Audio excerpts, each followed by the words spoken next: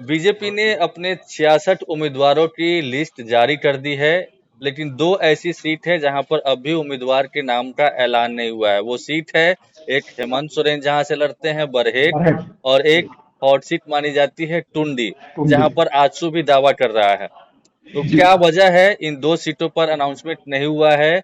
और जिन सीटों पर अनाउंसमेंट हुआ है उसमें कई लोग दावेदार भी थे, उनका टिकट क्यों काटा गया है, इसी पर चर्चा करेंगे। हमारे साथ बीजेपी के प्रवक्ता जुड़े हुए हैं, उन्हीं से बात करेंगे।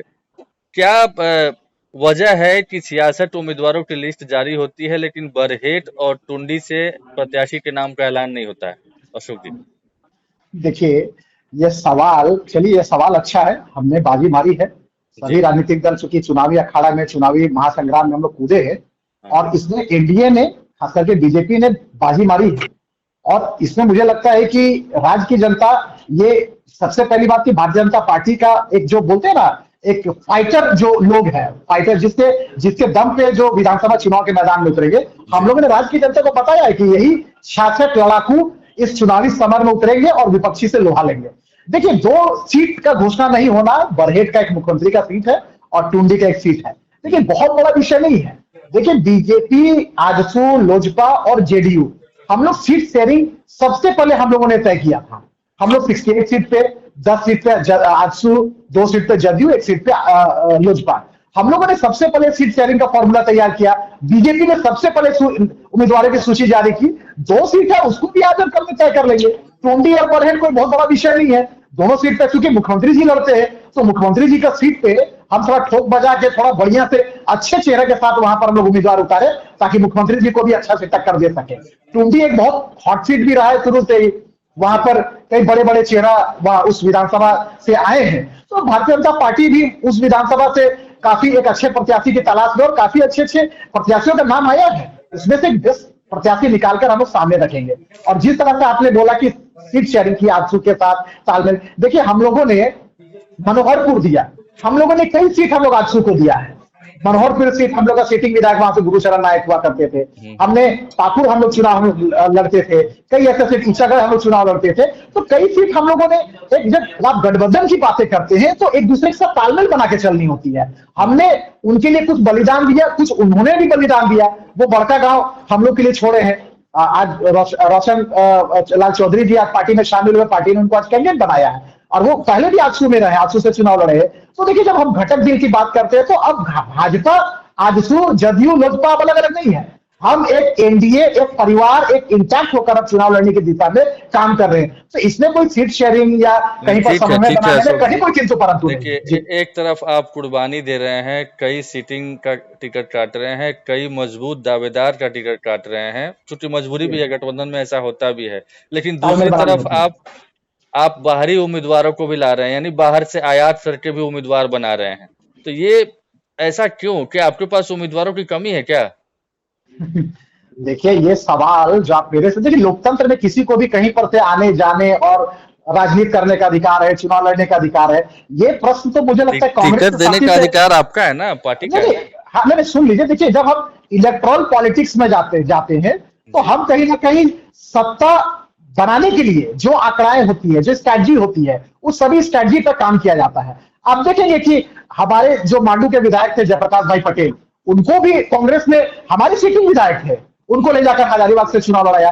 तो कई ऐसे चेहरे हैं जिनको, देखिए, लोकतंत्र में क्या है ना, नहीं, नहीं, लोकतंत्र आप में दुनिया की सबसे बड़ी पार्टी हैं, अनुशासन जी, के लिए मानी जाती है आपकी पार्टी, तो आप बाकी पार्टियों के से तुलना मत कीजिए अपने आप को, आप अलग हैं। देखिए देखिए, मैंने बोला ना, लोकतंत्र में किसी को भी कहीं आने जाने का अधिकार है। अब जो हमारे पार्टी के नीति सिद्धांत से प्रभावित होकर आएंगे तो हम उसका स्वागत करेंगे, वेलकम करेंगे। और देखिए, इलेक्ट्रल पॉलिटिक्स में आपको किसी भी हाल में आंकड़ा का खेल होता है सत्ता में बैठने के लिए। तो आंकड़ा कैसे आए, नहीं, किस नहीं, स्ट्रैटेजी ठीक के है, तो तहत आप आए, खुद बोल तो रहे हैं कि आपको, सत्ता तक पाने के लिए कुछ भी किया जा सकता है और उसी का ये पार्ट है। ठीक है, हम ये इसलिए पूछ रहे हैं क्योंकि अशोक बराइक भी काफी जी दिनों से पार्टी की सेवा कर रहे हैं। जी, उनको टिकट क्यों नहीं? आप अपने देखिए से भाई ना, बताइए। नहीं देखिए, सबसे पहली बात, ये कोई परिवारवादी पार्टी नहीं है। जब एक चाय वाला का बेटा, गरीब माँ का बेटा भी देश का प्रधानमंत्री बनता है, और एक गरीब आदिवासी समाज की बेटी भी देश की राष्ट्रपति बनती है, तो ये भारतीय जनता पार्टी में ही संभव हो सकता है। और ये कांग्रेस से पूछ लीजिए कि देश का प्रधानमंत्री कौन बनेगा। परिवारवाद की परिभाषा क्या है आपकी नजर में अशोक देखिए, बराइक जी? देखिए चंपाई आज सोरेन सुनिए सुनिए, चंपाई जी सोरेन सरायकेला से लड़ रहे हैं, उनके पुत्र घाटशिला से लड़ रहे हैं। ये जो अर्जुन मुंडा है, उनकी पत्नी मीरा मुंडा पोटका से लड़ रही हैं। जी परिवारवाद की क्या परिभाषा है, मतलब बताइए ना। तो आपके आपकी पार्टी के अंदर भी तो ये सीट बंटवारा जो हुआ उसी में कई नाम सामने आ गए। आप एक उदाहरण हमको दे दिए, मैं सुन लिया। आप जी दूसरा उदाहरण दीजिए ना। देश का सबसे सर्वोच्च पद, राष्ट्रपति, प्रधानमंत्री, कई ऐसे मंत्री, कई ऐसे मुख्यमंत्री। आप साहब बगल में चले जाइए छत्तीसगढ़, विष्णुदेव साय जी, एक गरीब समाज, आदिवासी समाज का बेटा, आज मुख्यमंत्री है। मोहन मांझी बगल में चले जाइए उड़ीसा, एक गरीब आदिवासी समाज का बेटा मुख्यमंत्री है। आप कई ऐसे, मोहन यादव को देख लीजिए। हाँ, आप कई ऐसे देख लीजिए, भजनलाल शर्मा जी को देख लीजिए। देखिए भारतीय जनता पार्टी की नीति सिद्धांत और एक बहुत ही ब्यूटी है भारतीय जनता पार्टी। हम लोग बोलते हैं ना कि हम लोकतांत्रिक व्यवस्था में रहने वाले, एक लोकतांत्रिक प्रणाली के तहत इस देश में लोग सत्ता चलाती है, शासन चलाती है, एक लोकतांत्रिक देश है। हम लोकतंत्र और संविधान को सबसे ज्यादा मानने वाले लोग हैं। लेकिन जो सिर्फ गांधी परिवार और सोरेन परिवार का संविधान ठीक और है ठीक है, परिवार का चलिए एक वो संविधान वैसी चलता वैसी है, लिस्ट तो हमने दो ही का उनके नाम साथ जिक्र हमारी तुलना किया। मत कीजिए। दो जी ही का नाम बताया, रघुवर दास की बहू को भी आपने टिकट दिया है, ये सारी चीजें हैं। खैर, हम ये जानना जी चाह रहे हैं, आगे की बात करते हैं। जी लुइस मरांडी का भी टिकट आप लोगों ने काटा है, या फिर अभी तक नहीं दिया है? तो लुइस मरांडी जी क्या बरहेट से भी उम्मीदवार के तौर पर सामने आ सकती हैं? ऐसी कोई संभावना दिख रही है आप लोगों को? देखिए ये पार्टी का केंद्रीय नेतृत्व तय करेगा। 2 सीट है और जो भी जितनी सीटें होनी थी सभी सीटें हो चुकी है। 2 सीट है, इसमें जो भी निर्णय होगा आपको आजकल में वो पिक्चर दिख जाएगा। लेकिन आप जिस तरह से बोले कि लुइस मांडी जी का टिकट को काटा गया, अब हम्म। आप जिनको दिया गया उनके बारे में आप चिंता नहीं कर रहे हैं।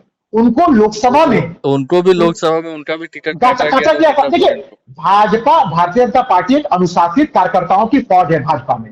अब देखिए वो सीटिंग सांसद तो काटा गया, वो पार्टी के समर्पित भाव और समर्पित कार्यकर्ताओं के रूप में काम कर रहे थे। आज भारतीय जनता पार्टी तो ने उनके जनता ने समर्पित नकार भावना भी के दिया आधार ना, पे, जनता ने नकार भी दिया, तो आपको जोखिम देखिए इसमें ज्यादा है। देखिए लोग, आप 9 सीट हम लोग जीते हैं, 5 ही सीट तक वो लोग जीते हैं। 9 सीट हमको, 9 सीट में जनता ने हमको स्वीकार कराया है। चलिए 5 सीट, लोकतंत्र में हार जीत होते रहती है। हमने शिबू सोरेन को हराया, हमने वहां हेमंत सोरेन को हराया, हमने वहां रूपी सोरेन को हराया। तो देखिए लोकतंत्र में ऐसा नहीं, तमारा में खुद शिबू सोरेन जी मुख्यमंत्री रहते हुए हार गए। तो विषय वो नहीं है, लोकतंत्र में हार जीत होता है, यही लोकतंत्र की ब्यूटी होती है। हम लोग बात कर रहे थे दुमका की। दुमका में सुनील सोरेन जी का टिकट को काटा, वो सिटिंग सांसद थे और वो ईमानदारी से पार्टी का काम किए। आज उनको दुमका से फिर पार्टी ने प्रत्याशी बनाया विधानसभा में। तो ऐसा नहीं है, भाजपा कार्यकर्ता बेस्ड पार्टी है। और जब जहां की जिस कार्यकर्ता की जरूरत कहां पड़ती है, आपने मेरा उदाहरण दिया, मैं पार्टी में प्रवक्ता हूं, अब मैं आपके पास आके बोल रहा हूं, यह भी एक पार्टी का काम है, यह भी एक पार्टी का समर्पित कार्यकर्ता का काम होता है। मैं चैनल में नहीं आऊंगा तो आपका भारतीय जनता पार्टी का पक्ष कौन रखेगा? सभी विधायक सांसद बन ठीक जाएंगे है तो ठीक आपके है। पास बात कौन रखेगा? लेकिन सदन तो जाने की जो महत्वाकांक्षाएं होती है वो सब लोग के पास होती है, और मुझे लगता है उसमें भी आप जरूर होंगे, और आपने भी इच्छा जाहिर जरूर की होगी। खैर, पार्टी का जो देखिए डिसीजन था 81 विधानसभा है, 81 विधानसभा है, बीजेपी 68 सीट पे लड़ेगी। जी जी। और भारतीय जनता पार्टी की एक लंबी फौज है कार्यकर्ताओं की। तो किसी 68 ही कार्यकर्ता को ना टिकट मिलेगा, अच्छा बाकी सब अच्छा, नाराज, ठीक नाराज तो ठीक है। नहीं हो जाएंगे। एक दो सवाल और है कि एक जी तरफ आजसू के से जो जुड़े होते हैं रोशन लाल चौधरी, उनको आप बड़कागांव से उम्मीदवार बनाते हैं। एलजेपी आर को जो टिकट आपने दिया है, यानी चिराग पासवान को एक सीट जो दी है चतरा से, वहां पे जो जी आपके पुराने उम्मीदवार रहे थे जनार्दन पासवान दूसरे नंबर पे, वो शामिल हो रहे हैं एलजेपी आर में। सरयू राय जो कभी आपकी पार्टी के हुआ करते थे जेडीयू से, अब वो जमशेदपुर पश्चिम से लड़ रहे हैं। ये सारी चीजें क्या हो रही है? मतलब आपके उम्मीदवार आपका सिंबल, दूसरे उम्मीदवार, आपका कभी उम्मीदवार, इस बार दूसरा सिंबल, ये सारी देखिए चीजें हैं। देखिए मैंने मैंने पहले ही आपको स्पष्ट कर दिया कि अब कोई बीजेपी अलग नहीं है, आजसू अलग नहीं है, जदयू अलग नहीं है, लोजपा अलग नहीं है। ये एनडीए एक परिवार के तहत चुनाव लड़ रही है। तो जब जिस परिवार का सदस्य को जहां जाके लड़ना है, जहां जाके, देखिए विषय है एनडीए की सरकार बनाना। वो आजसू के बीजेपी में आए, बीजेपी के जेडीयू में जाए, जेडीयू के बीजेपी में आए, वो विषय नहीं है। अब हम एनडीए एक परिवार और एक इंटैक्ट होकर चुनाव लड़ रहे हैं। इसमें थोड़ा बहुत हम आपस में समन्वय बैठाने के लिए, जो लोग कहीं जाना हो, कहीं लाना हो, तो हम करेंगे। अच्छा विषय ठीक है, ये चलिए है एक कि अंतिम 5 सालों की कुकर्मी सरकार को हटाना और एनडीए का वापस सत्ता में आना, यह हमारा एकमात्र लक्ष्य है। चलिए एक अंतिम सवाल है। हालांकि हरियाणा में आप लोगों को इसी स्ट्रेटेजी के तहत फतह मिली है, तो आप लोग शायद इसी की वजह से इस जो स्ट्रेटेजी है उसको कंटिन्यू कर रहे हैं। बड़े पैमाने पे टिकट काटे गए हैं या फिर जिनको टिकट मिलने की उम्मीद थी उनको टिकट नहीं मिली है, गठबंधन होने की वजह से भी एक मतलब एक रीजन है। क्या आपको लगता है कि बाकी जितने भी जो असंतुष्ट हैं या जिनको टिकट नहीं मिल पाया है, नाराज हैं या गठबंधन के हिस्से में जो सीट गई है, उन सबको आप लोग मना लेंगे? चूंकि भगदड़ की स्थिति हो गई है ऑलमोस्ट आपकी पार्टी में भी या आपके गठबंधन में भी, और दो लोग का देखिए एग्जाम्पल है उमाकांत रजक और केदार हाजरा का। आने वाले देखिए दिनों में ये आंकड़े बढ़ने की उम्मीद है, तो क्या आप लोग उन लोगों से बात करेंगे और आप लोग श्योर हैं कि कोई कहीं नहीं जा रहा है? ये तो हमारी पहली सूची हमने इतना दिलेरी दिखाया कि पहला सूची हम लोग जारी किए हैं। जरा थोड़ा जेएमएम और कांग्रेस और आरजेडी से भी बात कर लीजिए ना, माले से, भाकपा माले से, कि वो लोग डर क्यों रहे हैं। अरे आपकी तो सरकार है, आपको तो डंकी के चोट में सबसे पहले प्रत्याशी जारी करने चाहिए थे। आप इसीलिए डर रहे हैं कि आपने भगदड़ कहीं मच ना जाए जेएमएम, कांग्रेस और आरजेडी में। देखिए हम ठोक बजा के हम प्रत्याशी उतारे हैं और इसी प्रत्याशी के दम पे चुनाव के मैदान में जाएंगे। और लोकतंत्र में कोई भी कहीं आ जा सकता है, उसमें कोई मनाही नहीं है ना। आप आइए जाइए, है ना, कहीं कोई रुकावट नहीं है। जिसको जहां आना है आए, जिसको जहां जाना अच्छा, है जाए। लेकिन बस चलिए एक एक और सवाल, बस अंतिम सवाल। जी ये काफी दिन से चर्चा चल रही थी, या अफवाह ही कह सकते हैं, अब तो आप अफवाह ही बोलिएगा।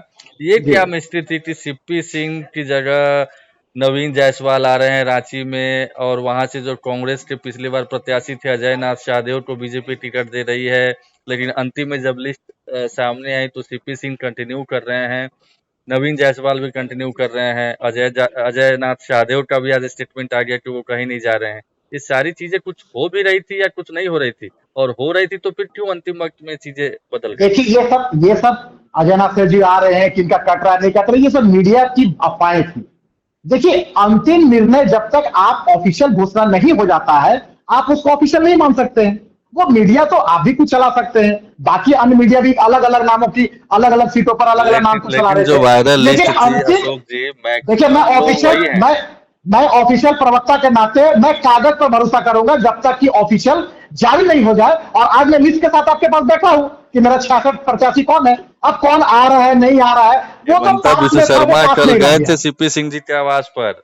जी बिल्कुल। और अंतिम वक्त में चीजें आज की आज बदली है, खैर आप डिनाई कीजिएगा। एक एक और छोटा सा बस, सिर्फ लास्ट। जी ये जी मुनिया देवी कौन है जो कल्पना सोरेन के अगेंस्ट में चुनाव लड़ रही हैं?